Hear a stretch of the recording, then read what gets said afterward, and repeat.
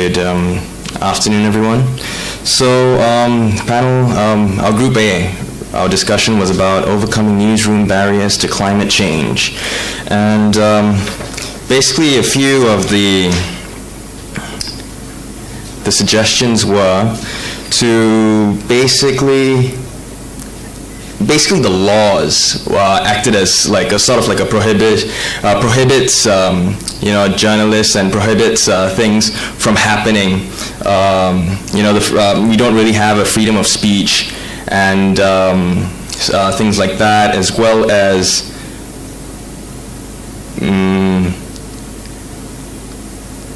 journalists need to be given time or need to be educated about climate change so they can better cover the issues on it. As it is now, things are very half-heartedly done, as it was discussed. And as well as editors, they don't really assign anyone, like Mr. Balan said. When he was there, he would be scratching his head, trying to figure out who had the capabilities or who had that knowledge to cover the subject. Aside from that, I think one of the discussions were to somehow bring editors, because to a certain point editors decide or not whether a story is published. So one was to figure out how to bring editors to a seminar like this, but not really make it a seminar, make it an hour and 2 hours meeting in which they can discuss on various situations on climate change, so they themselves would be would have the knowledge to instill in the newsroom. And one of the ideas came basically from Indonesia, how they would have like dinners. Am I right? Yeah, they would have like dinners where they would bring, they would invite editors, and they would have like dinner talks, basically talking about the issues that were to be addressed. So that was another one of the proposals. Also, another important thing was the fact, I think we discussed, that not everyone wants to read quote-unquote sexy stories, stories that depict a lot of like bad things happening around. People want to also read about something positive, something that is controlled, like I think the example was given in a Turkish newspaper where the one with the highest circulation had actually displayed the pictures, for example, in a very different manner, in which pictures showed officials, like let's say if, I don't know, like a fire, for example. They wouldn't just show fire and people burning, but they would also show the officials actually having a controlled sort of like a picture where the officers are there taking control of it. So people actually want to be reassured that things are okay. So I think that applies in the happiness index of, the study showed that basically people that actually read that type of newspaper had a higher happiness index, and it can also be applied to climate change and stuff like that.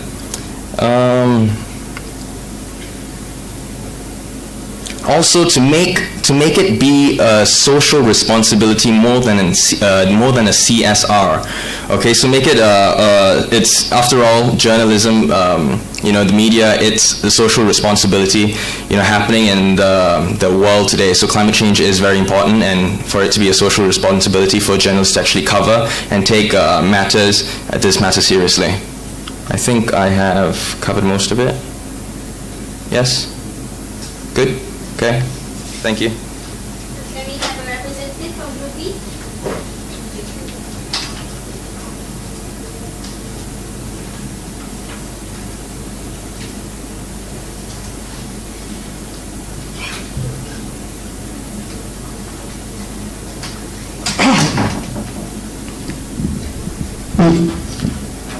Good afternoon. Okay, for Group B, the topic we had was building capacity in climate change reporting.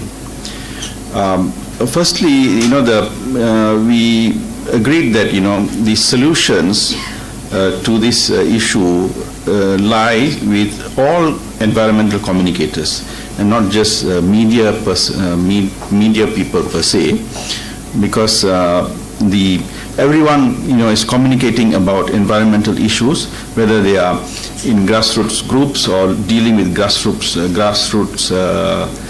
organizations, or whether they are in editorial acting in editorial capacity. Now, the first major area for work in terms of building capacity that was identified was that we need to work on the level of knowledge about climate change issues, and in this regard, there are two levels of expertise that is required. One at the level of the reporters or the journalists who go to the ground, and another level where the editorial management, the gatekeepers in the newsroom, they decide whether climate change issues are on the news agenda. So the knowledge development needs to be done at both the reporters level and at the editorial management level. So that needs to be borne in mind when dealing with the solutions. Now, in terms of awareness of the issues, it was observed that very often the people in the target group have the knowledge about the issue, but the question mark is where implementation is comes up. So the weakness seems to be in terms of how to translate that knowledge into solutions. To overcome this barrier, the approach taken was to show how the climate change issue impacts on the business, for example. And the example of the water treatment plants was given, where if because of worsening climate change, worsening floods as a result, then the treatment plants get flooded and there's loss of income. So when making the correlation between climate change and loss of income for the organization or the company, then the issue makes sense to the target group. So this approach was recommended for use in the editorial arena to follow that example. This issue of water and water stress in particular was seen as a very effective entry point or focal point, because you can show how the water stress as a result of climate change affects the public, or affects which are the target audience of the media. So this can be used to craft a selling point that would make the news sexy for the readers, to use the words that Balan used this morning, that there's a constant pressure to make the news attractive. I'm trying to make sense of this point about there's a comparison between the water problem and land, but my notes is a bit too brief on this point. Can somebody help me with this issue here? Was it Kenneth who raised this point? No. About land, and how there's a company versus the villager. How is it relevant to? Or you're using that as an example rather than land. You use water. It's got a much more, a stronger impact. Yes. Okay. The example was, indigenous always have land conflicts with companies. So when they meet with company is also farmer, and then indigenous people are also farmers. So they are fighting over the same land, and they have no common ground. But water is a common ground. I mean, companies need water and farmers also need water. And then also in this climate change issue, our common ground is also water. I mean, for public and also for media and also for the government. That's what it means. Okay, thank you. Thank you. Okay, then moving on to the, to develop the point about, the expertise or knowledge a little bit further. One of the key issues was, ensuring that the communicators have access to the right kind of expertise, either in terms of the academic staff or the researchers who are doing actual work in these specific areas, or other stakeholders like other policymakers or government officials or businesses and so on. So the suggestion was to have a directory of experts, which perhaps could be updated once in 2 years to keep the information current, so that the media and other communicators can quickly gain access to the types of viewpoints that they need in order to discuss the issues meaningfully, climate change issues. Okay, another aspect of this problem of building capacity was that a lot of the information or the knowledge is in the English language, which is inaccessible to, our discussion showed that, it's not just the students, journalism students who are facing a problem understanding basic information or even the complex arguments that are, part of the climate change debate, but even, at the level of the academic staff, that there is, a lot of capacity building needed for the lecturers even to understand what is going on and to, guide the students, journalism students. And of course, we find this problem is also prevalent, among reporters, because increasingly the lack of command over the English language poses a barrier for journalists to digest scientific information or policy documents that are being presented and other technical things like that. And then the next is another or further steps ahead to translate that information into something meaningful for the readers. And it goes, there was a point where we stopped to deliberate on the issue, because we even were faced with a situation where the students or the reporters don't know how to ask the questions. So that framework of inquiry itself was not developed. And it was pointed out that the same problem is also prevalent when you go to villages to talk about these issues. The communication is a major issue. So arising out of this, the suggestion was for translation of resource materials to be undertaken, although we didn't have time to go into further depth because one of the issues was that a lot of the resource materials would be maybe several years behind by the time it's translated and brought out to the target audience. Okay, another related issue is that our group found that the Malay media is not covering environmental issues. There's a significant gap. And it was realized that because there is no buy-in into the issues, so therefore, the media also does not have they don't have a point in which to enter into the issue for their readers. So related to this, there was a suggestion that student empowerment be allowed. If our varsities could allow, particularly environmental groups to come in and to conduct programs or activities to educate and to empower students on environmental and climate change issues. So this would be one way to build capacity in that area. A related idea is the idea of holding green youth camps, where young people themselves conduct the activity, so that the participants feel very comfortable to participate and to engage in the exercise with the goal of achieving awareness raising on climate change issues.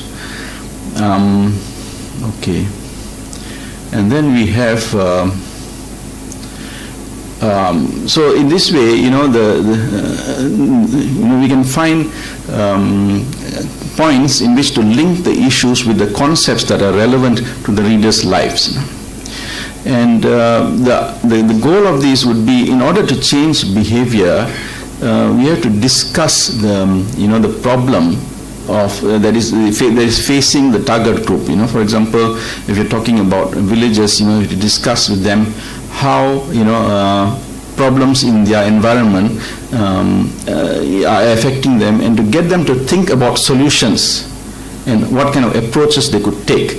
So this would then help them change their behavior so that the problems get addressed. So in this way, this is the way to engage the target groups, to get them to change their behavior.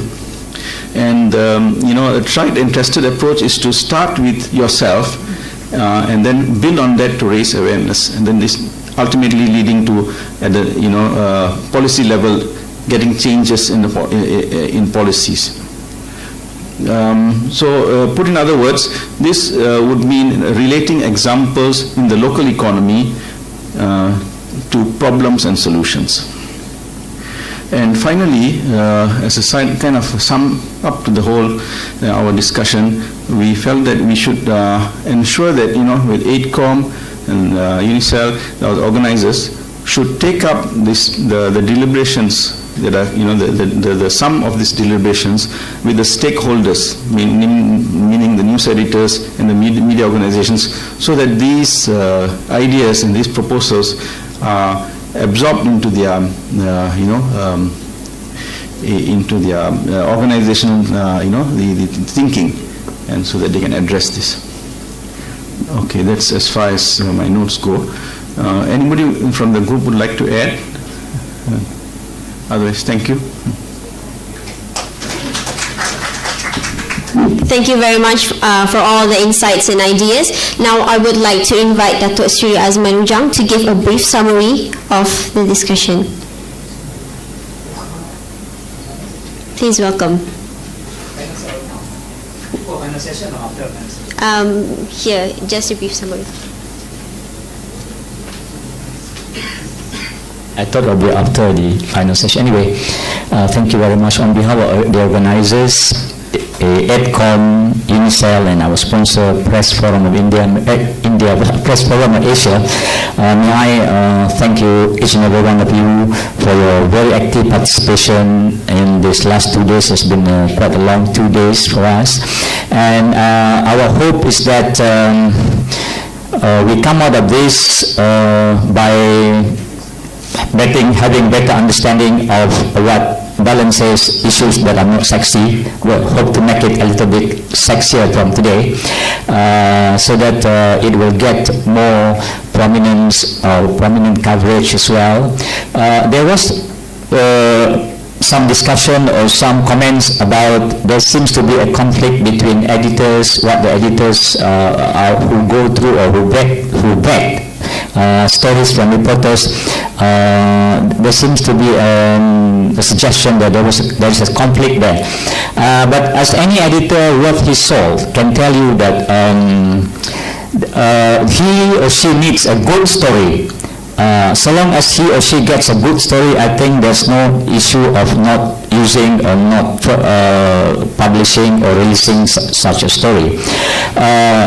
Good stories are not always easy to come by. They are quite hard to come by on any issues, because with technology, especially like TV news, the way news is being presented, or the presentation, we have seen, we are comparing with CNN, our local TV. The presentation is still very outmoded and very obsolete kind of presentation. So if we present the news well, so I think we cannot ignore such stories. Good stories can only come by one of the sure ways of getting a good story is to ask good questions. The ability to ask good questions, I think, is diminishing. I don't know, because of communicative skills, or maybe reporters who join the force, not really the aggressive type that we used to have in the old days. For example, if we ask good questions, we can get something good or better than mundane stuff that we get out of it. So I always stress whenever I have a chance to talk to young reporters or in this Generation Y reporters, you must develop kind of some ability or talent, learn somewhere how to ask questions. As we went through the last few months there was a daily press conferences, for example, on MH370, not so much MH17. 370, there was a daily press conferences. I, as a person who used to be quite notorious in my days for asking what my peers call soalan cepu emas, kind of $1 million questions. I'm not bragging here, but when they see me around, everybody said, don't worry, we are safe here because Azman Ujang is around to ask the question, but this is just an industry joke.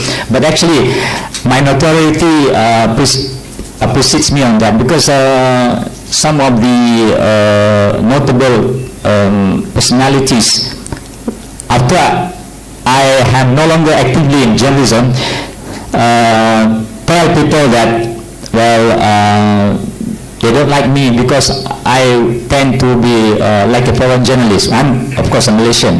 They always ask me, you ask questions like a foreign journalist. I said, because I want to get a good story of this one. I'm not used to these mundane stories. And even when I went on live TV interviewing one, for example, Menteri Besar of, at that time, Terengganu, who was already Menteri Besar for 24 years.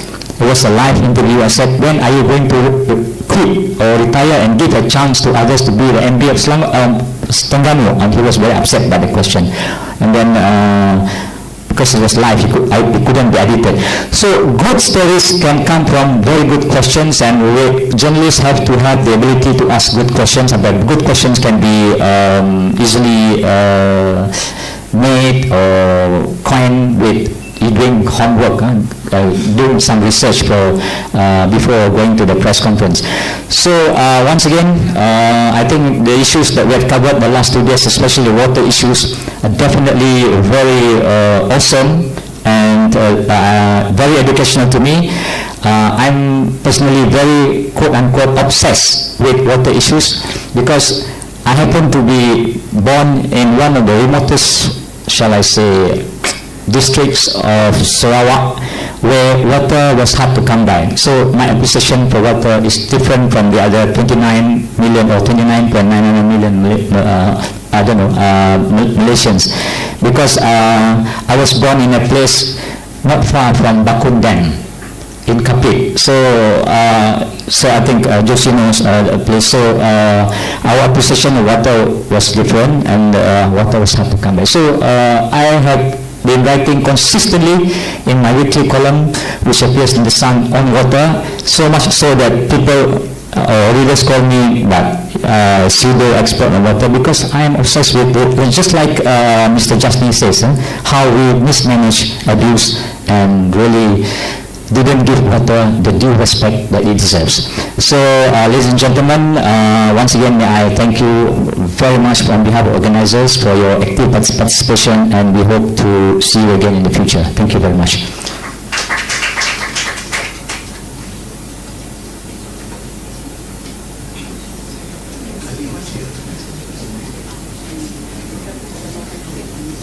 Thank you, Dato' Sri, for the brief summary. Now, ladies and gentlemen, we will have a short tea break for 5 minutes. You can bring in your coffee and your tea so that we can continue with our last session. Thank you.